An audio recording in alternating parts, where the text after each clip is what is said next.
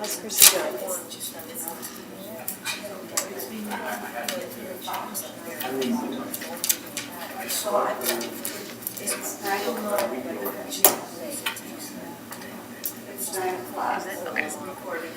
a little bit of drinking from the fire hose kind of stuff at this stage, right?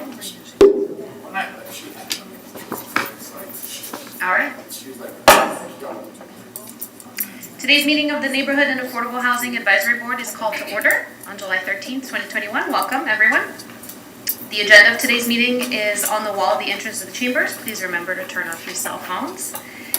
To ensure a complete record of the board's action, we ask that each individual wishing to speak clearly state your name and spell your last name for the clerk. So I will ask the board members to introduce themselves and identify the field you represent. Mr. Scalia, we'll start with you. Pete Scalia, and I represent the homeless. Carmen Santiago for the people. Kevin Schnall with the nonprofit industry. Linda Kemp, mortgage banking. Gabriela Camacho, residential affordable housing. And I'm your board chair, Camille Hefting, and I represent the employers in Clearwater. All right. Item 2.1 is the approval of minutes. Our first order of business to approve the minutes of the board's March 9th, April 13th, and May 11th meetings. May I have a motion to approve item 2.1? I make a motion. I'll second. Excellent. All in favor? Aye. Any opposed? Excellent. Minutes are approved. Item 3 is citizens to be heard regarding items not on the agenda. Is there anyone here to speak to items that are not on today's agenda? All right, seeing no one coming forward, we'll move on to the next item. 4.1, recommend City Council approval of the Advantage Pinellas Housing Compact between the municipalities within Pinellas County, the Pinellas County Board of County Commissioners, and Fort Pinellas, and authorize appropriate officials to execute same. Mr. Lane. Good morning. Thank you, Chuck Lane, the Assistant Director of Economic Development and Housing Department. Thank you all for being here today. Thank you again for your service on this board. So you're all very well aware of the issues related to housing. The affordability piece, our low-income folks are having a tougher time finding decent housing. The cost of housing generally is soaring. Pinellas County is very well aware of this. Pinellas County put together a county-wide housing strategy tactical team. And I served on that team. Gina Clayton and Christine Fisher of the Planning and Development Department have served on that team, or I will continue to serve on that team, as Evan pointed out last night. And really, it's the goal was to address a county-wide approach to housing. Okay, so Evan Johnson is here today. He is the Planning Division Manager of Pinellas County. He's going to take you through the compact and present it to you. And you're welcome to ask any questions if the board decides to get off script at all. Sorry, Pat. Evan is also our main contact with our CRA in North Greenwood. So we'll see if that takes us anywhere. So Evan Johnson. Thank you. I feel like I've just been set up. Welcome. Thanks. Evan Johnson, Planning Division Manager with Pinellas County, and I'm just going to spend a few minutes walking you through a presentation covering kind of the main elements of the housing compact, and then of course answer any questions you might have. So as Chuck alluded to, we've been working probably since it's been the end of 2019, actually the end of 2019 we got together and brought together leaders from all of the entitlement communities as well as Fort Pinellas down in the Foundation for Healthy St. Pete. Started talking about this idea of doing countywide planning in and around housing. And from those meetings and from that meeting kind of came this idea of creating a compact.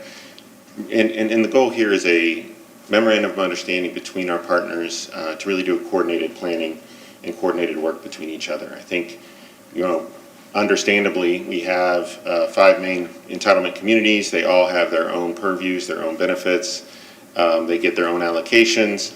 And in addition to that, several of these partners have separate programs. We have the countywide affordable housing program that was funded with county TIF. St. Pete has its own allocation that it's set aside for affordable housing as well from the penny. And so there's all these different pieces. that we really wanted to get a handle on, and Administrator Burton, as well as Ford Pinellas wanted to get a handle on as we start to look at multi-jurisdictional planning. So that's kind of the goal, the big goal, and the vision of what we're trying to accomplish. You have a copy of the compact, so I'll just brush over these main topic areas, but there's strategic focus areas articulated within the compact. There's the need for an action plan and what that action plan should contain.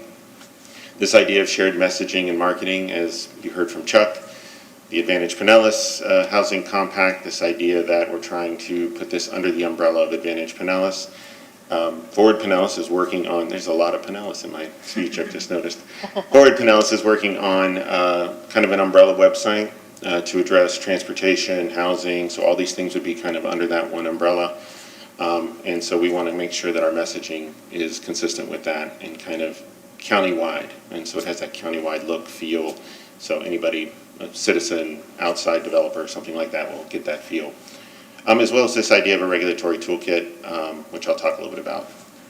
So the strategic focus areas, these all have specific sections within the plan, within the compact. And just to give you a sense of what these mean, we look at the compact as a framework for kind of action moving forward. Much like our Gateway Master Plan MOU, Memorandum of Understanding, there's some general agreement that we're going to move forward in these issues and that we're going to cooperate.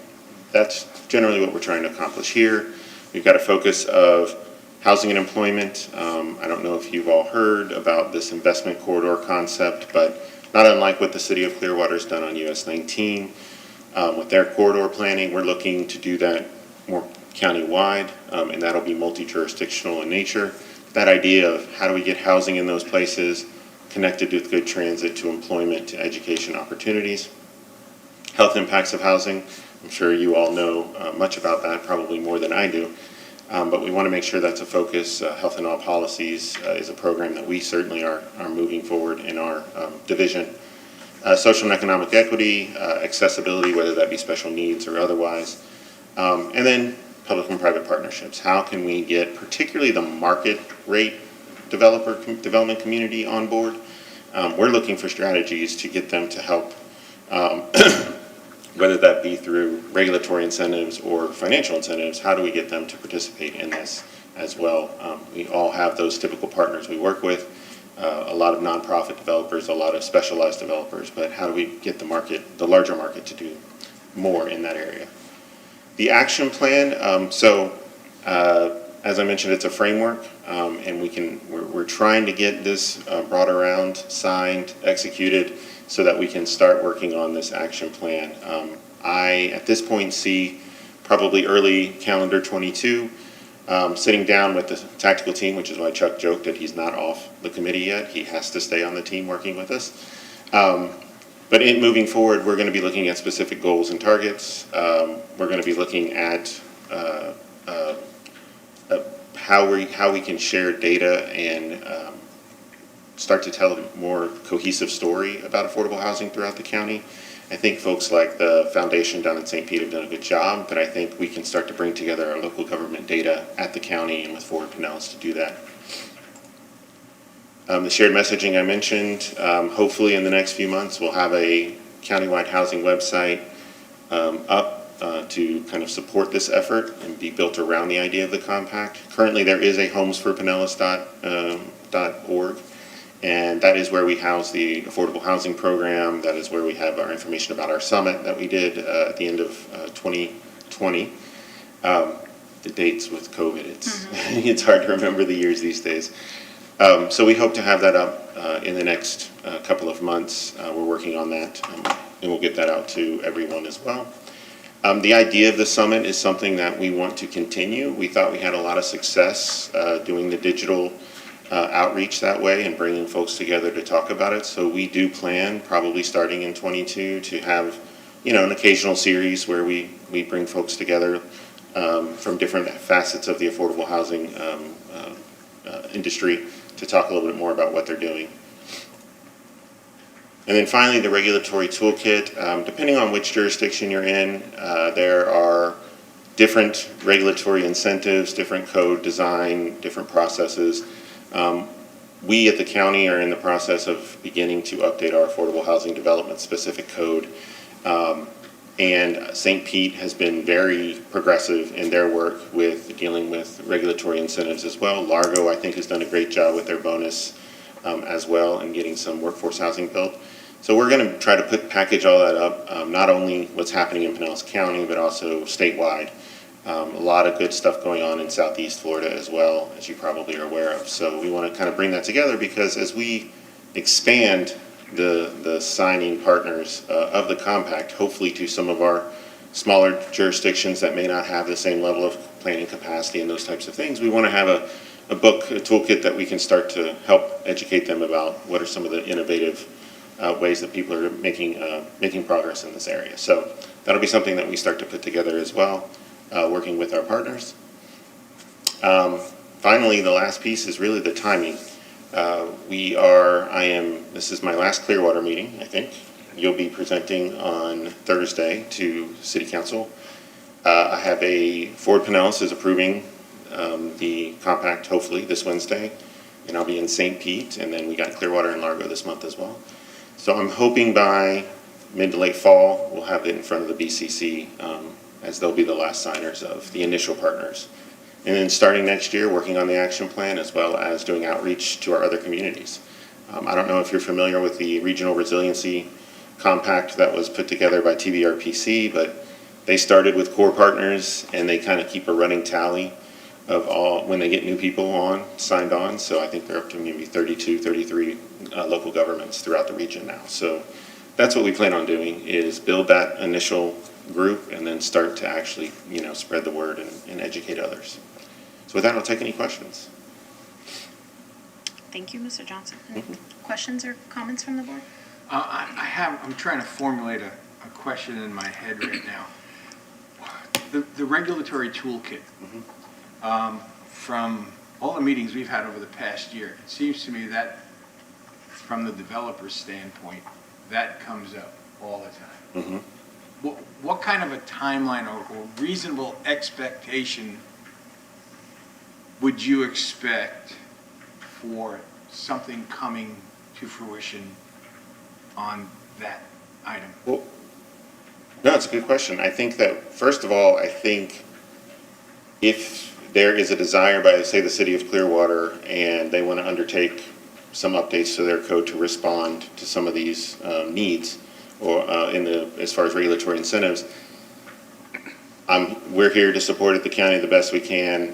We've built a network within the county to share kind of what we've accomplished and where we've run into roadblocks, like I mentioned with Largo and St. Pete, and now we are looking at that as well. So there is already kind of an informal network that we can start to help with those ideas of what's been working and what's not. But as far as a formal toolkit that we will put together, I would assume sometime mid-22 would be when we would actually pull together what would be considered put it up on the website, deliverable that the public could consume. But I wouldn't at all think that would hold up, it certainly won't hold up the county with our move to update our code, so.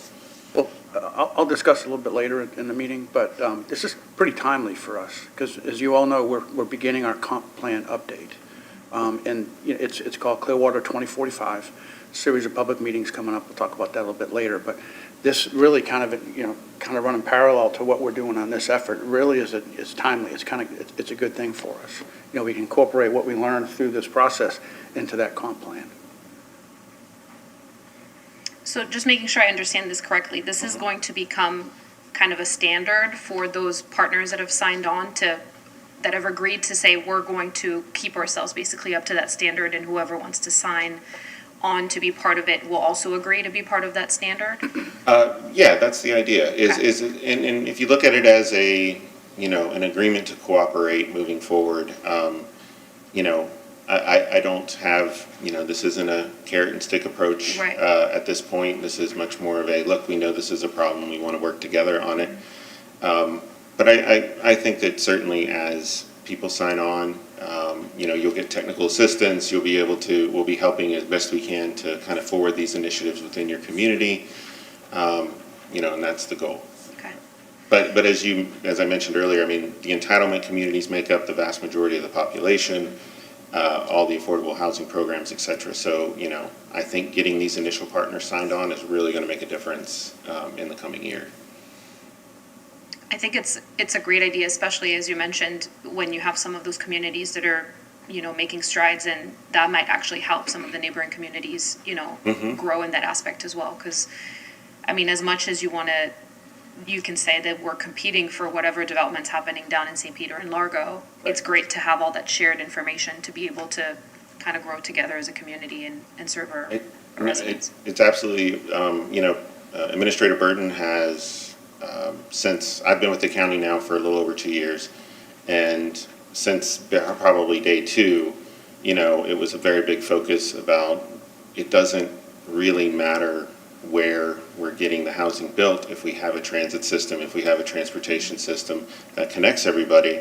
So let's focus on making success happen everywhere so that we can do that, we can accomplish that. So, I think that's certainly what we're trying to accomplish. I always appreciate the idea if it doesn't really matter who takes credit for it, let's just get it done. Right. So I'm very excited about working with everybody to do whatever we can to help.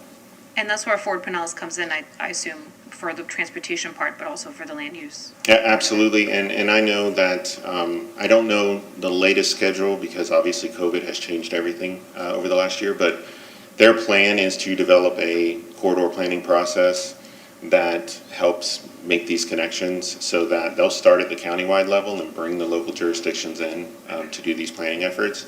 So I'm expecting to hear more about that in the coming months as they start to move forward with that. So based on your focus map, you had a focus map and, countywide. Mm-hmm. And so I guess the regulatory toolkit is going to be adopted and zoning regulations will be eased or changed or modified Mm-hmm. countywide, right? So there's like a one shopping mall for all affordable housing related, right? So we are not proposing that at this time, and I will say that all ideas for me are on the table. I think we want to talk about creative solutions, but at this point, one of the things the compact does do very clearly is it says that we do believe that ultimately, the local jurisdictions all have their own mechanics, right? So how they work and how their processes work are very much localized, and so we acknowledge the fact that we want to find the best ideas, and then they're going to have to get kind of articulated or changed into how your code. I mean, City of Clearwater has a very unique code, as does City of Largo, particularly compared to Pinellas County's code, which is a little bit more standard. So I'm sorry. yeah, go ahead. So if the county overview is less regulated, Mm-hmm. that would give the local jurisdictions more flexibility, wouldn't it? I mean, if you're speaking to when you say county view, there's kind of the county philosophy as far as are we trying to push a more less regulation kind of agenda, and then there's the actual like countywide land use plan, which would be Ford Pinellas, which really talks about really kind of identifying these corridor-wide plans, land use plans, densities, intensities, whatever, policy and potentially regulatory incentives they might be able to put together for that.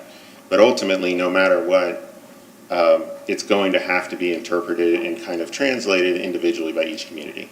And so I think my goal as part of the county is we're going to very much look at creativity, unique ways to encourage development, and like you said, being less regulatory when we can to help facilitate these, these approvals and these projects.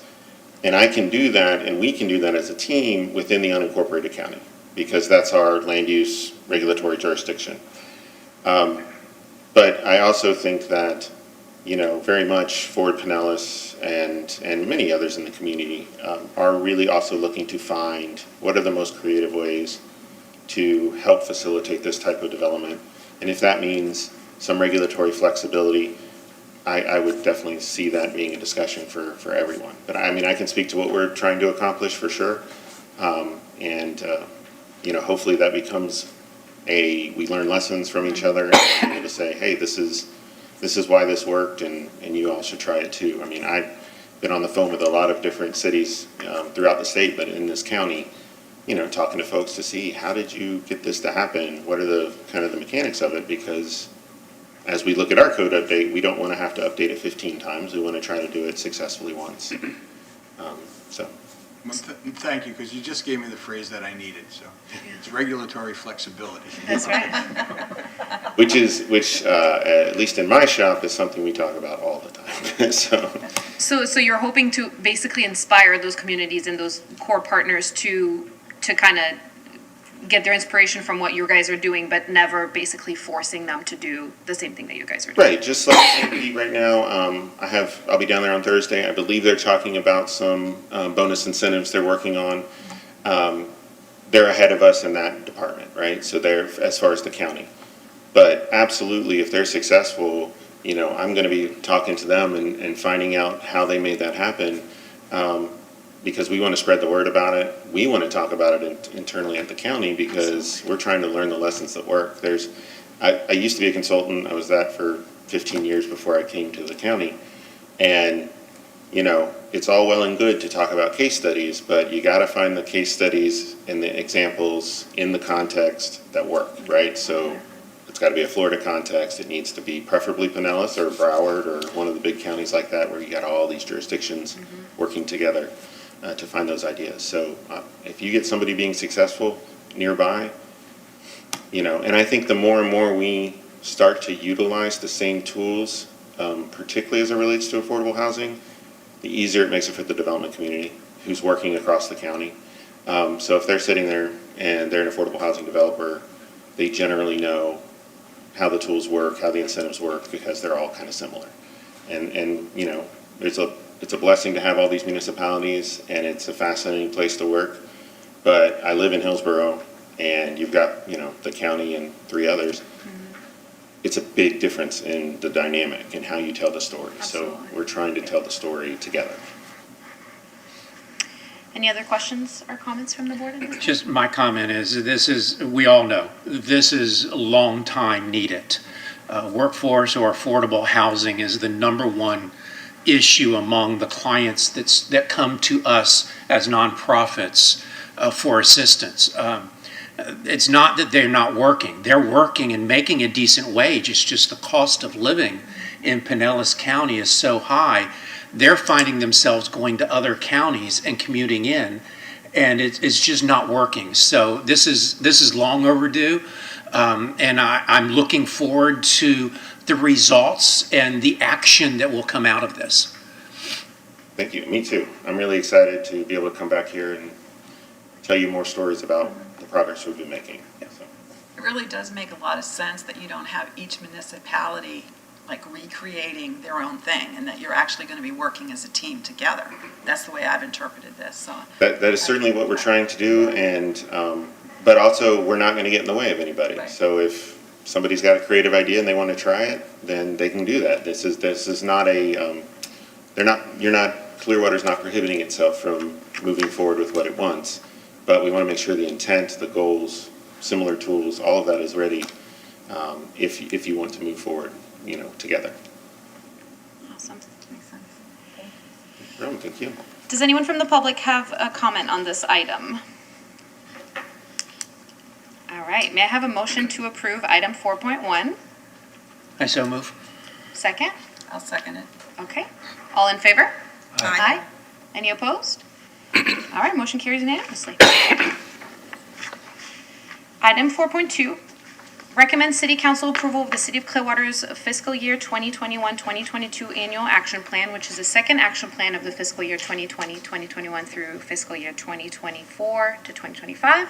Consolidated plan to implement the goals and objectives set forth in the consolidated plan and authorize the appropriate officials to enter into agreements with HUD and organizations approved for funding, together with authorization to execute administrative adjustments to same as needed. Mr. Lane. Thank you. Again, Chuck Lane, Assistant Director of Economic Development Housing Department. So I'm going to use a PowerPoint to take you through our annual action plan. As you all know, this is our plan for our use of federal funds. We have to do this every year. It's a HUD requirement. Of course, it's our HUD funding. It's federal funding, which is Home Investment Partnership Program funding, and CDBG, Community Development Block Grant funds. This plan does not control our state funds. So, as recipients of HUD funding, we're required to submit, as you know, a consolidated plan at least every 5 years. Council approved the 5-year comp plan last year, and we submitted it to HUD at the beginning of this fiscal year. So right now we're in the first year of our consolidated plan. We're also required to submit an annual action plan each year of the comp plan. Now, the relationship between the two plans, the comp plan establishes goals and objectives to address needs. The annual action plan identifies activities and projects that are in line with those goals and objectives in the comp plan. Okay?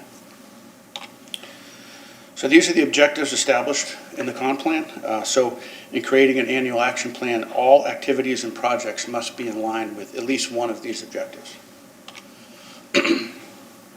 Comp plan establishes 6 major goals. These are mandated by HUD, all centered around housing and community development.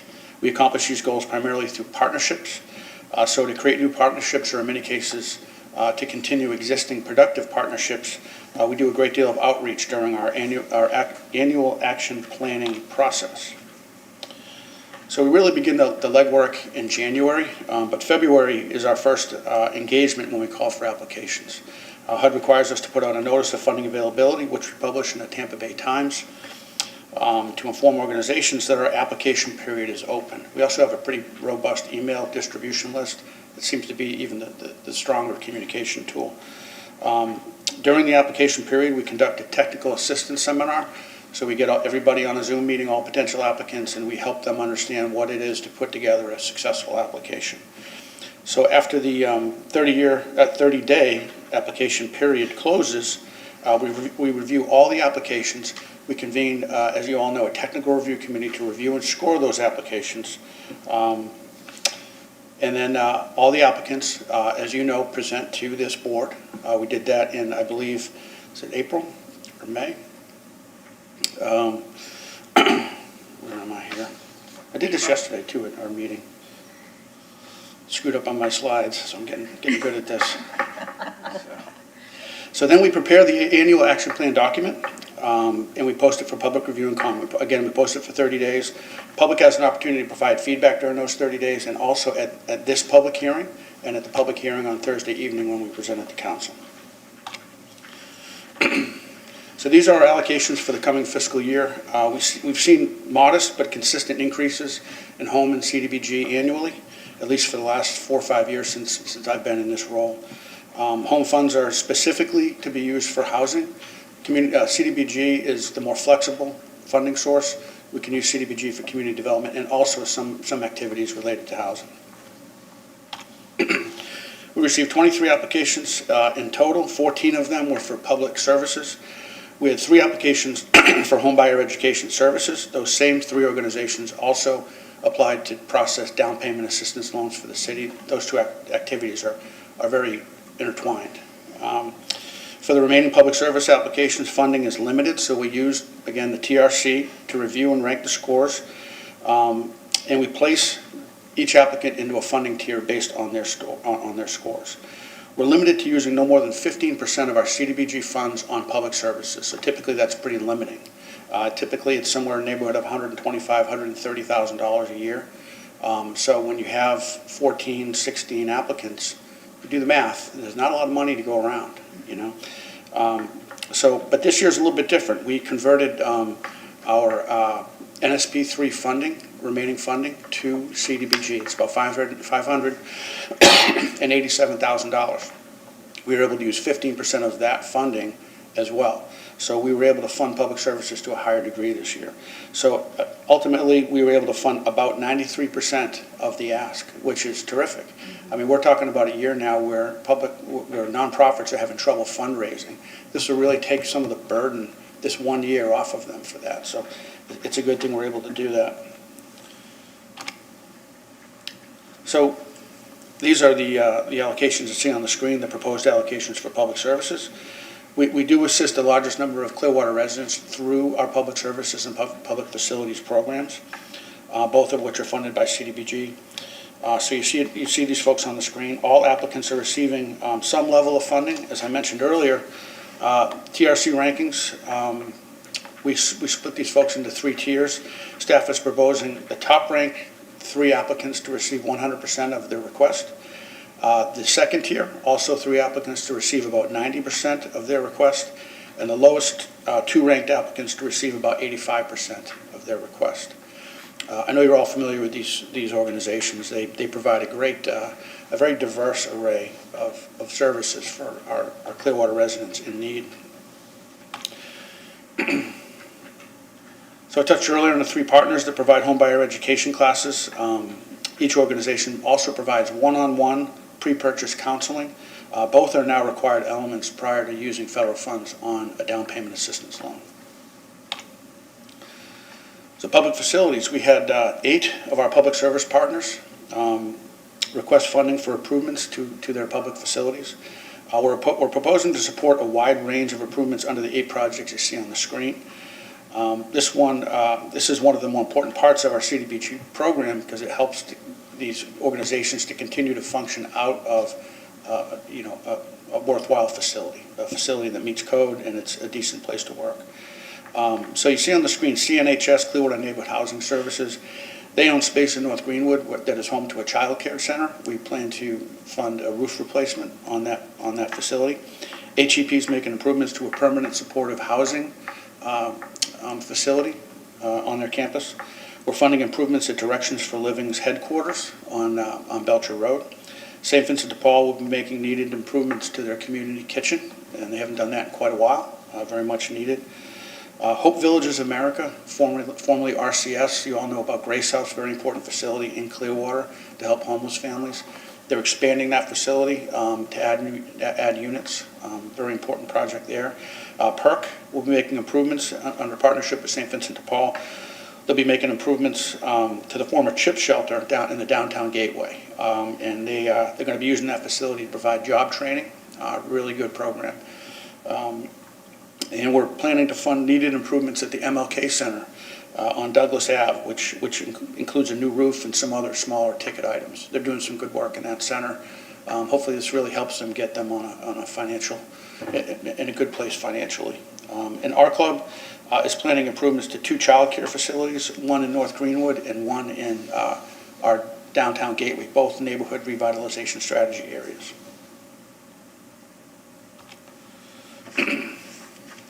So we're able to use a portion of the funds, as you know, on administration, and that's primarily to fund staff salaries. Not shown on this slide, we also use a portion of State Housing Initiative Partnership Program funds for administration. We can also pull administration funds from program income as we spend that down. So under our economic development goal, we support Tampa Bay Black Business Investment Corporation. They provide technical assistance to business owners, primarily in the North Greenwood area. They do this through their CATCH program.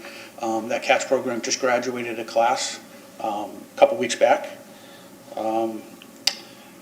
The Hispanic Business Initiative Fund of Florida, also known as Prospera, they provide technical assistance to Hispanic entrepreneurs and small business owners in Clearwater. We also have a facade improvement program that we hope to activate in the coming year. So most of our funds, as you all know, are in the housing pool. We made recent modifications, as you know, to our down payment assistance program, and that seems to have spurred interest. For housing projects, we have funding available for a range of things: new construction and rehabilitation of single and multifamily homes, land acquisition for housing, demolition. We have some projects lined up, as you know, and we do have funding available for other projects that come along.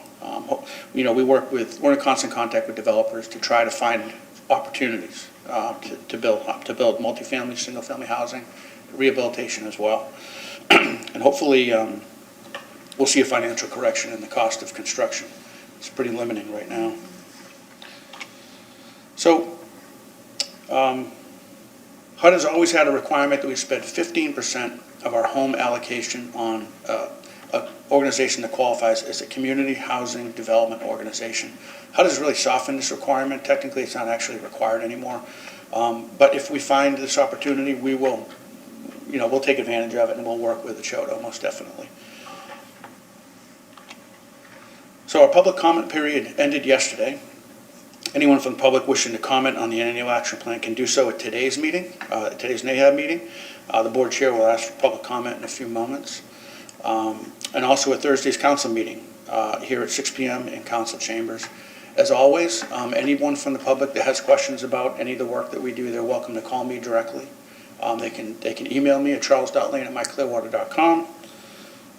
I missed another slide, didn't I? On this slide. Or they can call my office line at 562-4023. So we will go over next steps. So next steps, following council approval on Thursday, we'll finalize the annual action plan and we'll submit it to HUD prior to August 15th. As you all know, our program year begins on October 1. So now that I struggled through that, that concludes my presentation. Thank you, Mr. Lane. Any questions or comments from the board?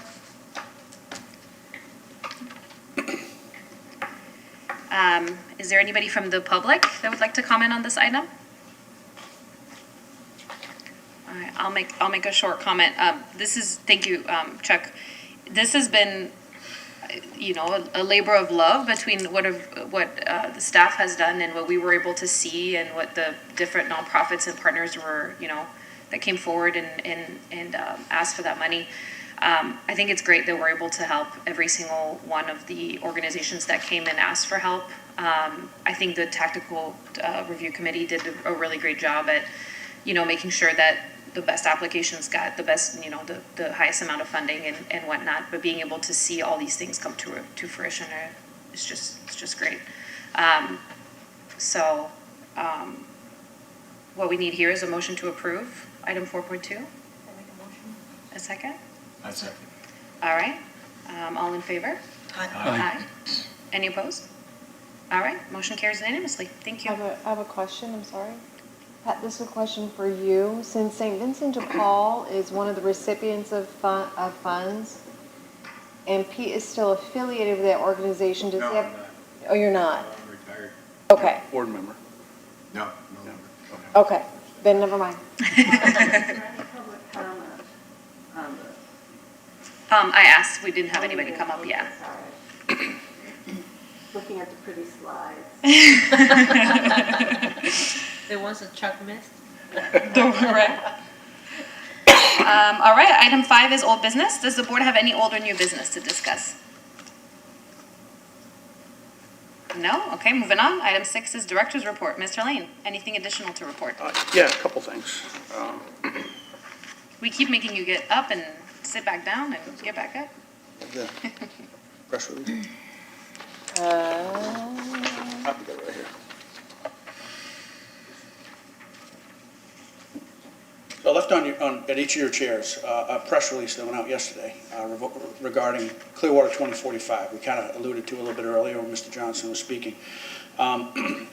They're beginning their public engagement piece of this process, which is a critical piece. You can't plan for a community without talking with the community.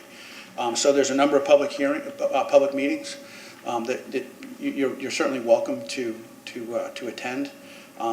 I'll read them off for the record because I think it's important that people are aware of them. Ross Norton Recreation Center tonight at 6:30 p.m.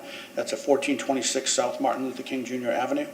North Greenwood Recreation Center, this is on July 19th. North Greenwood Recreation Center, 900 North MLK Jr. Avenue at 6:30 p.m. On July 20th, the Clearwater Main Library, there'll be a meeting, 100 North, and that's actually here in council chambers.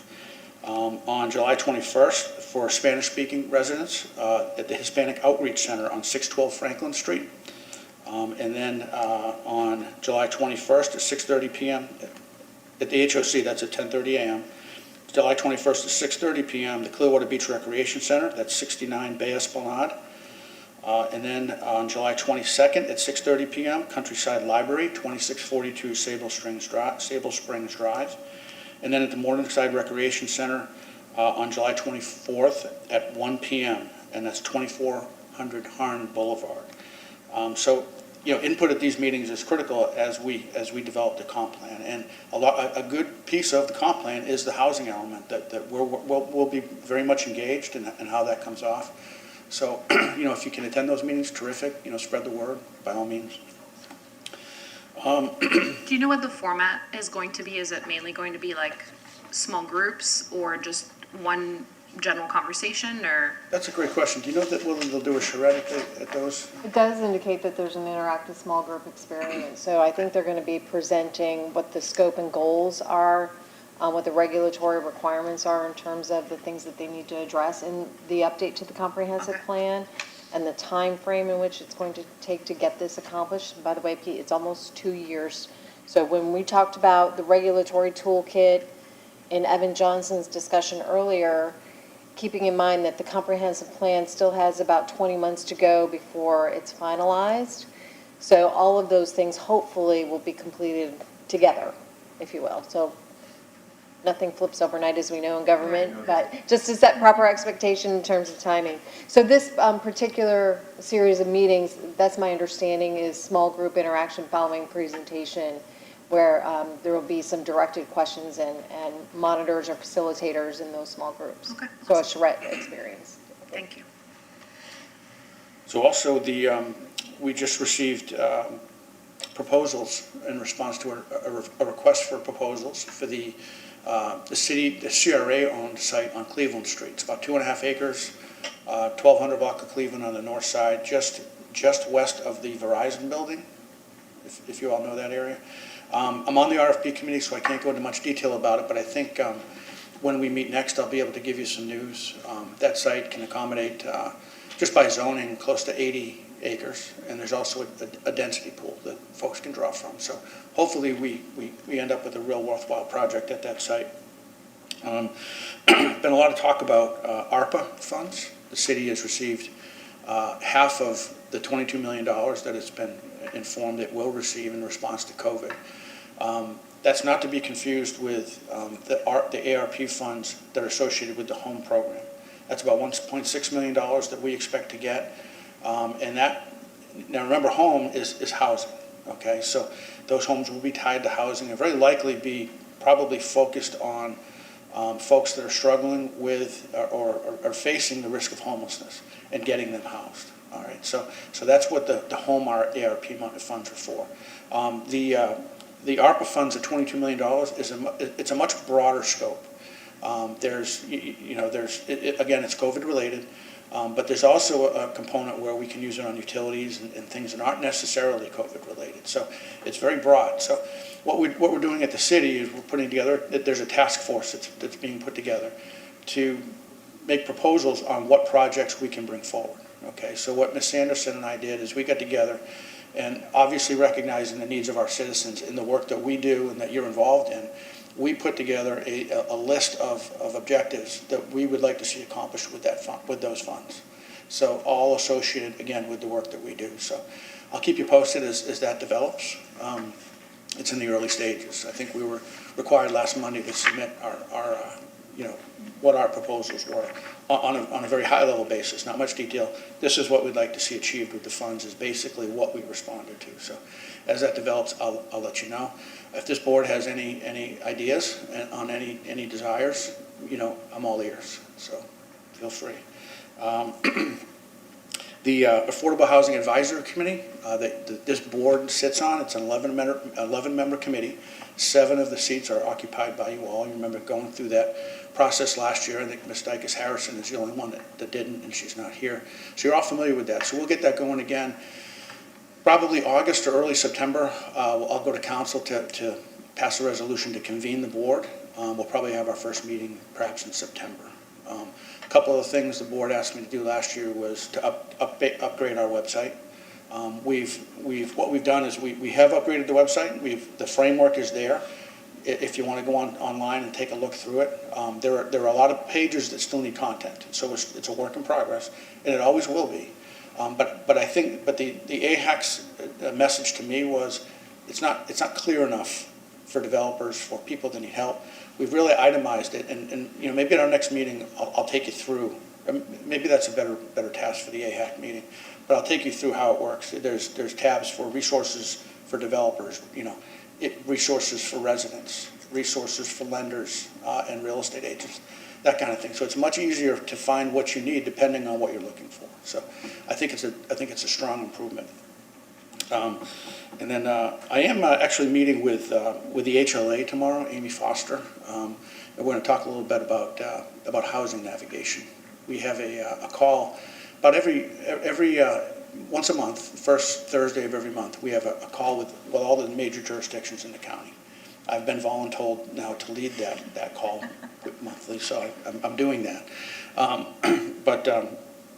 But at that meeting, St. Pete went on a list of things they're doing with their CDBG CV money, and one of them is housing navigation in a partnership with the HLA. So my next phone call after that meeting was to call the HLA because that's something I'm very interested in. I think that's a lacking resource. Kevin, you alluded to it earlier. People need housing and they don't know where to find it. And there aren't enough people out there to grab hands with that people, lock arms, and get on the street and find housing. We talk about it, but there's not a lot of resources, not a lot of people skilled to actually help people do that. So that's what I want to achieve with the HLA. So that's what our meeting is about tomorrow. So that's what I have for my director's report. Ms. Sanderson, do you have anything to add? No, I do not. Any questions I can entertain? Chuck, I have a question, and this may be just for the entire group, but, you send those statistics about the family's homelessness, right? And so I'm thinking, now that the foreclosure moratorium will be lifted, is there any, and I don't even know if there's any way to anticipate how many families are on the verge of becoming homeless, and how, if anything, the city can do to kind of anticipate that problem and sort of address it, put money aside to help those families. Because, you mentioned the ARP funds, and they're kind of COVID related, but, but they can be used for, COVID related or not.